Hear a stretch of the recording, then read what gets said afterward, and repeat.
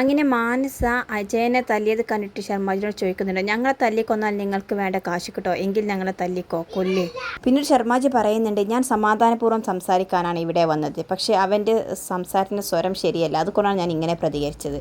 ഒന്നുകിൽ എൻ്റെ പണം വേണം, അല്ലെങ്കിൽ നീ എന്നോടൊപ്പം വരണം, അതുമല്ലെങ്കിൽ ഞാനൊരു വഴി പറഞ്ഞു തരാം, അതുപോലെ ചെയ്യണം എന്നൊക്കെ പറയാം കേട്ടോ. ഇതൊക്കെ കേട്ട് മാനസയും അജയനൊക്കെ ആകെ ഷോക്കായിട്ട് നിൽക്കുന്നുണ്ട്. പിന്നീട് മാനസ് ചോദിക്കുന്നത്, ശർമാജി എന്താ ഉദ്ദേശിക്കുന്നത്? അപ്പോൾ ശർമാജി പറയുന്നതിന്, മോള് ഇവിടുത്തെ കമ്പനിയിലെ അക്കൗണ്ട് സെക്ഷനിലെ കൈകാര്യം ചെയ്യുന്നത്? അതെ എന്ന് പറയാണ്. കോടികൾ വിലമതിക്കുന്ന പണമാണ് നീ അവിടെ അക്കൗണ്ട് സെക്ഷനിൽ കൈകാര്യം ചെയ്യുന്നത്. അത് ബുദ്ധിപൂർവ്വം വിനിയോഗിച്ചാൽ നമുക്ക് കോടികൾ മറിക്കാൻ കഴിയും. അപ്പം മാനസ് ചോദിക്കുന്നുണ്ട്, ശർമാജി എന്നെ ഇവിടെ ജയിലിലാക്കാൻ പോവുകയാണോ? അതിലും നല്ലത് ഞാൻ ദുബായിൽ വന്ന് ജയിലിൽ കിടക്കുന്നതല്ലേ? മാനസ് ചോദിക്കുകയാണ്. അപ്പോൾ ശർമാജി പറയുന്നത്, ഞാൻ പറയുന്ന കാര്യം നീ വ്യക്തമായിട്ടൊന്ന് കേൾക്കും. കമ്പനിയിൽ നിന്നും കോടികളുടെ പണം നീ മറ്റൊരു വിദേശ അക്കൗണ്ടിലേക്ക് മാറ്റണം. അങ്ങനെയാകുമ്പോൾ ആരും അറിയാനും പോകുന്നില്ല എന്നൊക്കെ പറയാണ്. അപ്പോൾ മാനസ് അതൊന്നും പറ്റില്ല എന്ന് പറഞ്ഞ് പ്രതികരിക്കുകയാണ്. അപ്പോൾ അജയൻ പറയുന്നുണ്ട്, മോളെ ആദ്യം ശർമാജി എന്താ പറയുന്നത് നോക്കാം, അതിനനുസരിച്ച് നമുക്ക് ചെയ്യാമല്ലോ. എൻ്റെ മോൾക്കൊന്നും ഇതിൽ കേട് സംഭവിക്കില്ല എന്നുണ്ടെങ്കിൽ നമുക്ക് ചെയ്യാം എന്ന് അജയനും പറയാണ്. അങ്ങനെ ശർമാജി പറയാണ്, ആദ്യം നീ ചെയ്യേണ്ടത് കമ്പനിയുടെ അക്കൗണ്ട് നമ്പറും പേരും പറഞ്ഞു തരണം, പിന്നെ അക്കൗണ്ട് ആഡ് ചെയ്തിട്ടുള്ള നമ്പറും വേണം. ഇതെല്ലാം കിട്ടിയിട്ട് നിങ്ങൾ എന്ത് ചെയ്യാൻ പോകുന്നു എന്ന് മാനസ് ചോദിക്കുമ്പോൾ പറയുന്നുണ്ട്, അതൊക്കെ വഴിയുണ്ട് മാനസ, അങ്ങനെ ആകുമ്പോൾ നമുക്ക് ആവശ്യമുള്ള പണം നമുക്ക് അക്കൗണ്ടിൽ നിന്ന് പിൻവലിക്കാൻ സാധിക്കും. ഇവിടെ മാനസ് ചെയ്യേണ്ടത് ഫോൺ നമ്പറിലേക്ക് വരുന്ന പാസ്വേഡ് കറക്റ്റ് ചെയ്ത് തരണം. അപ്പോൾ മാനസ് പറയും, ഇതൊന്നും നടക്കാൻ പോകുന്നില്ല ശർമാജി, ആ പാസ്വേഡ് വരുന്നത് സൂര്യയുടെയും അങ്കിളുടെയും ആൻറ്റിയുടെയും ഫോണിലേക്കായിരിക്കും, അവരത് പിടിക്കും, അത് ഉറപ്പാണ്. അപ്പോൾ ശർമാജി പറയുന്നില്ല, അങ്ങനെ 3 പേരിലേക്കും വരികയാണെങ്കിൽ അത് തീർച്ചയായിട്ടും പിടിക്കപ്പെടും, എങ്കിലത് വേണ്ട.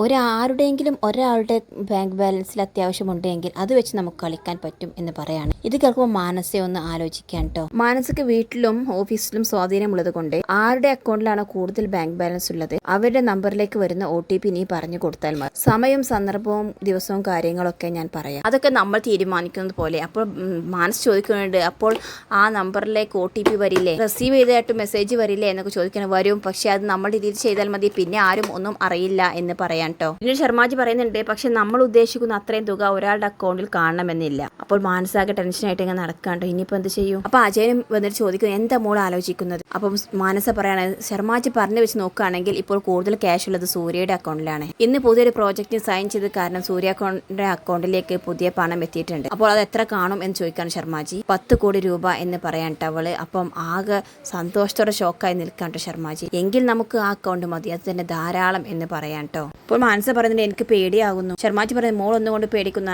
2 ഫോണും ഒരു ലാപ്ടോപ്പും ഒരേ സമയം കൃത്യമായിട്ട് വർക്ക് ചെയ്താൽ 10 കോടി രൂപ നമ്മുടെ കൈക്കലാക്കാൻ പറ്റും. അപ്പോൾ എങ്ങനെയും ചോദിക്കാൻ കേട്ടോ മാനസ. അപ്പോൾ ശർമാജി പറയുന്നുണ്ട്, സൂര്യയുടെ ബാങ്ക് അക്കൗണ്ട് ഡീറ്റെയിൽസും ആദ്യം നീ അയച്ചു തരണം, പിന്നീട് അവർ അവിടെ നിന്നും പണം വിഡ്രോ ചെയ്യുന്ന സമയത്ത് ഒരു OTP വരും, അത് നീ കൃത്യമായിട്ട് പറഞ്ഞു കൊടുത്താൽ മതി എന്ന് പറയാണ്. അപ്പോൾ മാനസ പറയുന്നുണ്ട്, സൂര്യയുടെ ഫോൺ എൻ്റെ കയ്യിൽ കിട്ടേണ്ടത്, അതൊക്കെ നീ അവൻ കുളിക്കാൻ കയറുന്ന സമയത്തോ എപ്പോഴെങ്കിലും ഒന്ന് കൈക്കലാക്കിയാൽ മതി, ആ സമയം പ്ലാൻ ചെയ്തിട്ട് വേണം നമുക്ക് കാര്യങ്ങൾ നീക്കാൻ. അങ്ങനെ കാര്യങ്ങളൊക്കെ പറഞ്ഞു കൊടുക്കുമ്പോൾ മാനസ പറയുന്നുണ്ട്, എങ്കിൽ നാളെ രാവിലെ തന്നെ നമുക്ക് നോക്കാം, അധികം വൈകിയാൽ ആ ക്യാഷ് വിഡ്രോ ചെയ്ത് കൊടുക്കേണ്ടി വരും എന്ന് പറയാണ്. അതെന്താ കാര്യം എന്ന് ശർമ്മ ചോദിക്കുമ്പോൾ പറയുന്നുണ്ട്, ആൻറ്റിക്ക് വയ്യാത്തത് കൊണ്ട് തന്നെ സൂര്യക്ക് ഇപ്പോൾ ആ ഒരു പ്രോജക്റ്റിൽ വലിയ താല്പര്യമില്ല, അതുകൊണ്ട് ഏത് നിമിഷവും വേണമെങ്കിൽ അത് വേണ്ടാന്ന് വെക്കുകയും ചെയ്യാം, ക്യാഷ് വിഡ്രോ ചെയ്യാനും സാധ്യതയുണ്ട് എന്നൊക്കെ പറയാം കേട്ടോ. അപ്പോൾ ശർമാജി അങ്ങനെയാണെങ്കിൽ ഇനി വൈകിക്കണ്ട, നാളെ തന്നെ ആവാം എന്നൊക്കെ അവർ പ്ലാൻ ചെയ്യാണ്. അപ്പോൾ അജയൻ ചോദിക്കുന്നുണ്ട്, 10 കോടി കിട്ടിക്കഴിഞ്ഞാൽ എങ്ങനെയും ചോദിക്കുകയാണ് നമ്മുടെ ഇടപാട്. 5 കോടി വെച്ചിട്ട് അനിയനെ പുറത്തിറക്കുന്നു, ബാക്കി 5 കോടി നമ്മൾ 50-50 ആയിട്ട് പങ്കുവെക്കുന്നു. അപ്പോൾ നേരത്തെ ഡോക്യുമെന്റ്സ് ഒന്നും ചോദിക്കേണ്ട. അപ്പോൾ ശർമാജി പറയുന്നത്, ക്യാഷ് എപ്പോൾ അക്കൗണ്ടിലേക്ക് വരുന്നു ഉടനെ തന്നെ ഞാൻ ഡോക്യുമെന്റ്സ് തിരിച്ചറിയുകയും ചെയ്യാം, നിങ്ങൾ അതേപോലെ തന്നെ അവിടെ കൊണ്ടുപോയി വെച്ചാൽ മതി എന്ന് പറയാണ്. കഴിയുന്നതും ഈ ക്യാഷ് വിഡ്രോ ചെയ്ത് കഴിഞ്ഞാൽ ഈ നാട്ടിൽ നിൽക്കാതിരിക്കുന്നതാണ് ബുദ്ധി, ഒരു അന്വേഷണം വരും എന്നുള്ള കാര്യം ഉറപ്പാണ് എന്ന് പറയാൻ കേട്ടോ. അപ്പോൾ മാനസ പറയുന്നുണ്ട്, അതൊക്കെ ഞാൻ ബുദ്ധിപൂർവ്വം നീക്കിക്കോളാം എന്ന് പറയാണ്.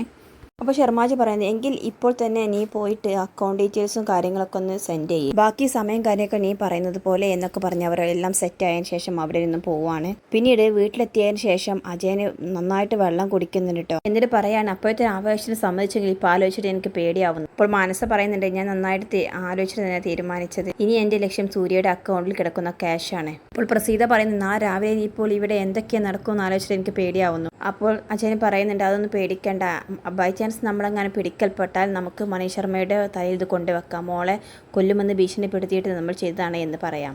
അതിൻ്റെ ഒന്നും ആവശ്യം വരില്ല അച്ഛ.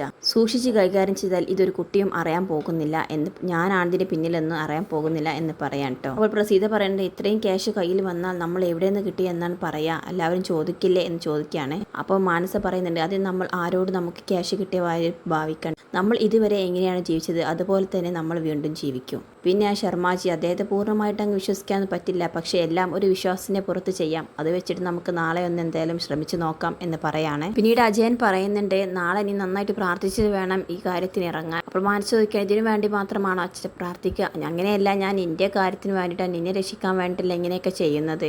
മനസ്സ് പറയുന്നുണ്ട് എനിക്ക് മനസ്സിന് വല്ലാത്തൊരു കുറ്റബോധമുണ്ട് അച്ഛ. അപ്പോൾ അദ്ദേഹം പറയുന്നുണ്ട് അതിൻ്റെ ആവശ്യമില്ല മോളെ, ചുമ്മാതിരുന്ന് നിന്നെ വിളിച്ചു വരുത്തി പറഞ്ഞ് മോഹിപ്പിച്ചിട്ട് ചതിച്ചവളാണ് നിന്റെ ആൻറ്റി. നിന്റെ ഭാവി വെച്ചിട്ടാണ് നിന്റെ ആൻറ്റി കളിച്ചത്. അതിന് 1 കോടിയല്ല 10 കോടിയായാലും മതിയാവില്ല എന്നൊക്കെ പറയാൻ കേട്ടോ അജയൻ. അപ്പോൾ മാനസ പറയുന്നുണ്ട് ഒരു കണക്കിന് അച്ഛന് പറഞ്ഞത് ശരിയാണ്, എന്നെ പറഞ്ഞ് പറ്റിക്കാനും ചതിക്കാനും മാത്രമേ ആൻറ്റി പഠിച്ചിട്ടുള്ളൂ. അത് ഞാൻ അവർക്ക് ഇങ്ങനെ ഒരു പണി തന്നെ കൊടുക്കും. അപ്പോൾ അജയ പറയുന്നുണ്ട് മോൾ ധൈര്യമായിട്ട് ഈ കാര്യം ഏറ്റെടുക്ക്, അഥവാ പിടിക്കപ്പെട്ടാൽ മോൾ ഈ കുറ്റം ഏൽക്കില്ല, അച്ഛൻ ആ കുറ്റം ഏറ്റെടുക്കും എന്ന് പറയാണ്. ഒരു പ്രാവശ്യം ഞാൻ ഇവിടെ കള്ളനായി മുദ്ര കുത്തപ്പെട്ടവനാണ്, അതുകൊണ്ട് കുഴപ്പമില്ല. അപ്പോൾ മാനസ് പറയുന്നത് അത് വേണ്ട അച്ഛ, പിടിക്കപ്പെടാൻ നമ്മളെല്ലാവരും അതിലടങ്ങും എന്ന് പറയാണ്. അത് വേണ്ട മോളെ, ഞാൻ ഏറ്റെടുത്തോളാം എന്ന് അച്ഛൻ പറയാണ്.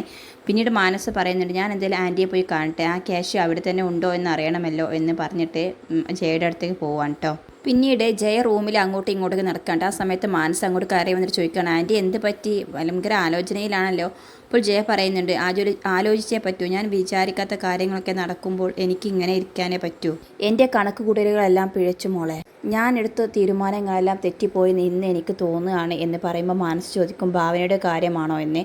ഭാവനയുടെ കാര്യം മാത്രമല്ല മോളെ, ഞാൻ എടുത്ത ഓരോ തീരുമാനങ്ങളുടെയും അനന്തരഫലമാണ് ഇപ്പോൾ ഞാൻ അനുഭവിച്ചു കൊണ്ടിരിക്കുന്നത്. അതിനുശേഷം നമ്മുടെ വീടാകെ താളം തെറ്റി, എൻ്റെ ആരോഗ്യമാണെങ്കിലോ വലിയ മോശസ്ഥിതിയിലുമായി, ബിസിനസ്സും താളം തെറ്റിയിരിക്കുകയാണ്. ഞാനൊന്ന് അവിടെ നിന്നും സൂര്യപ്രഭയിലെത്തിയപ്പോഴേക്കും എന്തെല്ലാമാണ് സംഭവിച്ചത് ഒക്കെ പറഞ്ഞിട്ട് ജയ വിഷമിക്കുകയാണ്. പിന്നീട് പറയുന്നുണ്ട് സൂര്യക്കാണെങ്കിലോ ബിസിനസ്സിലും കാര്യങ്ങളിലൊന്നും ഒരു താല്പര്യവുമില്ല, അവൻ പതിവായിട്ട് ഓഫീസിനും പോവാറില്ല. എത്ര വലിയ ബിസിനസ് അവസരങ്ങളാണെന്നറിയാം ഇപ്പോൾ നഷ്ടപ്പെട്ടിരിക്കുന്നത്. ഞാനുണ്ടായിരുന്നെങ്കിൽ ആ പ്രോജക്റ്റുകളെല്ലാം ഞാൻ തീരുമാനമാക്കിയേനെ. ബിസിനസ് കാര്യത്തിൽ ഇപ്പോൾ നഷ്ടമാണ്, എനിക്കത് ആലോചിച്ചിട്ട് സങ്കടമാണ് എന്നൊക്കെ പറയാണ്. ഇപ്പോൾ മാനസ പറയുന്നുണ്ട് ആ സുജിത് മേനോനുമായിട്ടുള്ള പുതിയ പ്രോജക്റ്റ് തന്നെ ഇപ്പോൾ പരിതാപഘട്ടത്തിലാണ്. അത് വേണോ വേണ്ടേ എന്നതിനെ ഇതുവരെ തീരുമാനമായിട്ടില്ല. 2 പ്രാവശ്യം അതിൻ്റെ ഡേറ്റ് നീട്ടിവെച്ചു എന്നൊക്കെ പറയാൻ കേട്ടോ. അപ്പോൾ ജയ പറയുന്നുണ്ട് ഞാനും അതറിഞ്ഞു മോളെ. മാത്രമല്ല ആൻറ്റി സൂര്യപ്രഭയിൽ പോയതിന് ശേഷം സൂര്യക്ക് ഇതിനൊന്നും തീരെ താല്പര്യവുമില്ല എന്നൊക്കെ പറയുമ്പോൾ ജയ പറയാണ് എൻ്റെ അസുഖം അവൻ എന്തിനാണ് ഒരു കാരണമായിട്ട് എടുക്കുന്നത്. എത്ര കഷ്ടപ്പെട്ടിട്ടാണെന്നറിയോ സുജിത് മേനോനെ പോലുള്ള ഒരാളെ പാർട്ട്ണറായി കിട്ടുന്നത്. അത് 100 കോടി രൂപ ഉള്ള ആ ഒരു പ്രോജക്റ്റിൽ 10 കോടി അദ്ദേഹം അഡ്വാൻസായി നൽകിയത് ഒരു എഗ്രിമെൻറ്റും ഗ്യാരണ്ടിയും ഇല്ലാതെയാണ്. അപ്പോൾ മനസ്സിൽ വിചാരിക്കുന്നുണ്ട് ഓഹോ അപ്പോൾ അത് ശരി, ഇപ്പോഴും ആ പൈസ സൂര്യയുടെ അക്കൗണ്ടിൽ തന്നെ ഉണ്ടല്ലേ. പിന്നീട് ജയ പറയുന്നുണ്ട് ഇപ്പോൾ തന്നെ കണ്ടില്ലേ, രണ്ടും കൂടി ഒരു കാരണമില്ലാതെയാണ് എങ്ങോട്ടോ പോയിരിക്കുന്നത്. അപ്പോൾ മനസ്സ് പറയുന്നുണ്ട് അത് ഭാവനയുടെ വീട്ടിലേക്കായിരിക്കും, അവിടെ എന്തൊക്കെയോ പ്രശ്നങ്ങളുണ്ട് ആൻറ്റി. എന്ത് പ്രശ്നമെന്ന് ജയ ചോദിക്കുമ്പോൾ മനസ്സ് പറയുന്നുണ്ട് അവർ ഭരതുമായിട്ട് എന്തൊക്കെയോ പ്രശ്നങ്ങളുണ്ട്, അവൻ വീട് വിട്ട് ഇറങ്ങിപ്പോയി എന്നൊക്കെയാണ് കേട്ടത് എന്ന് പറയുമ്പോൾ ജയ പറയുന്നത് വിവാഹം കഴിഞ്ഞിട്ടും അവരുടെ കാര്യം അവർക്ക് നോക്കിയാൽ പോരെ, അപ്പോഴും അവൾ തന്നെ അതിൽ ചെന്ന് ചാടുന്നത്. അപ്പോൾ മാനസ പറയുന്നുണ്ട് ആ വിവാഹം കഴിഞ്ഞെങ്കിലും ഭാവനയ്ക്കെന്നും അവരുടെ ചൊൽപ്പടിയിൽ തന്നെ നിൽക്കണം, അതുകൊണ്ടാണ് ഇങ്ങനെയൊക്കെ സംഭവിച്ചതെന്ന് പറയാണ്. 10 പൈസ എങ്ങനെ ഉണ്ടാക്കണമെന്ന മോഹം മനസ്സിൽ വെച്ചാൽ പിന്നെ അവർ ഏത് വഴിയും സ്വീകരിക്കും, അങ്ങനെയുള്ള ഒരാളാണ് ഭരത് എന്ന് ജയ പറയാൻ കേട്ടോ. അവൻ കണ്ടില്ലേ അംബാലികളുടെ മകളെ വശത്താക്കിയത്, ഇനി അവൻക്ക് എന്ത് പേടിക്കാൻ, ഇനി അവളെ അനുസരിക്കുമെന്ന് തോന്നുന്നില്ല. അപ്പോൾ മാനസ പറയുന്നത് ഭാവന ആരാ, പോലീസോ ഇങ്ങനെ പട്ടാളച്ചിട്ടയിൽ ബാക്കിയുള്ളവരെ നടത്താൻ? ഇപ്പോൾ കണ്ടില്ലേ സൂര്യയെ തന്നെ അവൾ പറയുന്നത് പോലെ സൂര്യ പ്രവർത്തിക്കൂ, അവളുടെ വരുതിയിൽ നിർത്തിയിരിക്കുകയാണ് എന്ന് പറയാണ്. അപ്പോൾ ജയ പറയുന്നുണ്ട് അതെ, എൻ്റെ കണ്ണിൽ നിന്ന് വീഴുന്ന ഓരോ കണ്ണുനീർ തുള്ളിക്കും അവൾ അനുഭവിക്കും. ഇങ്ങനെയൊക്കെ അവർ സംസാരിച്ചു കൊണ്ടിരിക്കുന്നതിലാണ് കാറിൻ്റെ ഹോണടി കേൾക്കട്ടോ. അപ്പോൾ മാനസ് നോക്കുമ്പോൾ പറയുന്നത് ആൻറ്റി അവരെത്തി എന്ന് പറയാണ്. അപ്പോൾ ജയ പറയുന്നുണ്ട് എന്തായാലും അവനോടാണ് സംസാരിക്കണം, ഭാവനയുടെ സാരിയിൽ തൂങ്ങി നടക്കുന്നതിന് അവനോട് 2 പറയണം എന്ന് പറയാൻ കേട്ടോ. അപ്പോൾ മാനസ പറയുന്നുണ്ട് ഇപ്പോൾ പറയേണ്ട ആൻറ്റി, നമ്മൾ പ്ലാൻ ചെയ്ത് വെച്ചിരിക്കുകയാണെന്ന് തോന്നും, അതൊന്നും വേണ്ട എന്ന് പറയുകയാണേ. അപ്പം ജയ പറയണം അതൊന്നുമില്ല, ഓഫീസുകാർ ഇപ്പോഴല്ലാതെ പിന്നെ ഇപ്പോൾ സംസാരിക്കാനാ എന്ന് പറയാൻ കേട്ടോ. എന്നിട്ട് ഹോളിലേക്ക് പോകുമ്പോഴാണ് ഭാവനയും സൂര്യയും കൂടി മുകളിലേക്ക് പോകുന്നുണ്ട്. അപ്പോൾ സൂര്യയെ വിളിച്ച് നിർത്തിയിട്ട് പറയാം നീ എവിടെയൊക്കെ പോകുന്നത്, എന്താണിപ്പോൾ നിൻ്റെ ഉദ്ദേശം, എന്താണ് അമ്മ, എന്താ പ്രശ്നം, എന്തെങ്കിലും വയ്യാഴിക എന്തെങ്കിലും ഉണ്ടായോ, സ്വാമിജിയെ കാണണോ എന്നൊക്കെ സൂര്യ ചോദിക്കുകയാണ്. എനിക്കൊരു സ്വാമിജിയെയും കാണണ്ട, നീ ഇപ്പോൾ ഓഫീസ് കാര്യങ്ങളിലൊന്നും ശ്രദ്ധയില്ലാതെ ഇവളുടെ പിന്നാലെയാണ് എപ്പോഴും നടക്കുന്നത്. എനിക്കിപ്പോൾ ഇവളുടെ കാര്യം മാത്രം നോക്കിയാൽ മതിയോ? ആ അക്കൗണ്ടന്റ് എനിക്ക് എത്ര തവണ വിളിച്ചു, എന്നിട്ട് എന്താ നീ ഫോൺ എടുക്കാതിരുന്നത്? ഒരു ഉത്തരവാദിത്വമില്ലാതെ വീട്ടിൽ നിന്ന് ഇറങ്ങും രാവിലെ ആയാൽ തന്നെ, എന്നിട്ട് വല്ലവരുടെയും കാര്യം അന്വേഷിച്ച് നടക്കുകയാണ്. സ്വന്തം വീട്ടിലെ കാര്യങ്ങളോ ഓഫീസിലെ കാര്യങ്ങളിലോ എനിക്ക് യാതൊരു ഉത്തരവാദിത്വമില്ല എന്നൊക്കെ പറഞ്ഞ് ദേഷ്യപ്പെടുകയാണ് കേട്ടോ ജയ. ജയയുടെ ഓരോ വാക്കുകളും ഭാവനക്കും തട്ടുന്നുണ്ട് കേട്ടോ. മറ്റുള്ളവരുടെ കാര്യം നോക്കി നടക്കുകയാണ് എന്ന് പറഞ്ഞപ്പോൾ ഭാവനക്കറിയാം അത് അവളുടെ വീടായിരിക്കും ഉദ്ദേശിച്ചത് എന്ന്. ഇപ്പോൾ ഭാവന പറയുന്നുണ്ട്, സൂര്യ നന്നായിട്ട് തന്നെ ഓഫീസ് കാര്യങ്ങൾ നോക്കുന്നുണ്ടല്ലോ, അതിലെന്താ പ്രശ്നം? പിന്നെ എൻ്റെ വീട്ടുകാര്യങ്ങളിലും അവിടുത്തെ പ്രശ്നങ്ങളിലൊന്നും ഒരിക്കലും സൂര്യ ഇതുവരെ ഇടപെട്ടിട്ടില്ല. അങ്ങനെ സൂര്യ ഇടപെടേണ്ട ഒരു ആവശ്യവും അവിടെ വന്നിട്ടില്ല. അതുകൊണ്ട് ആൻറ്റി ഓഫീസ് കാര്യങ്ങളും എൻ്റെ വീട്ടിലെ കാര്യങ്ങളായിട്ട് ഇതിനെ കൂട്ടിക്കുഴക്കണ്ട. അതും ഇതുമായിട്ട് യാതൊരു ബന്ധവുമില്ല. ഇങ്ങനെയൊക്കെ ഭാവന പറയുമ്പോൾ ജയ പറയുന്നത്, എങ്കിൽ നീ ഇവനെ ഫ്രീ ആയിട്ട് ഇവിടെ, നീ എന്തിനാ പോകുന്നിടത്തെല്ലാം ഇവനെ കൊണ്ടുപോകുന്നത്? അവൻ അവൻ്റെ കാര്യങ്ങൾ നന്നായിട്ട് ചെയ്ത് എന്ന് ജീവിക്കട്ടെ. ആൻറ്റി ഞാൻ വിടാൻ ഞാൻ സൂര്യനെ പിടിച്ചു വെച്ചിട്ടുണ്ടോ? സൂര്യ എന്താ കൊച്ചു കുട്ടിയാണോ എന്നൊക്കെ ചോദിക്കാട്ടോ. അവൾ പറയുന്നു, ഇപ്പോൾ തന്നെ നിങ്ങൾ ഒരു കാര്യവുമില്ലാതെയല്ലേ പുറത്ത് പോയത്? ആരോട് ചോദിച്ചിട്ട് എന്തിന്? തോന്നുമ്പോൾ പോവുക, തോന്നുമ്പോൾ വരിക.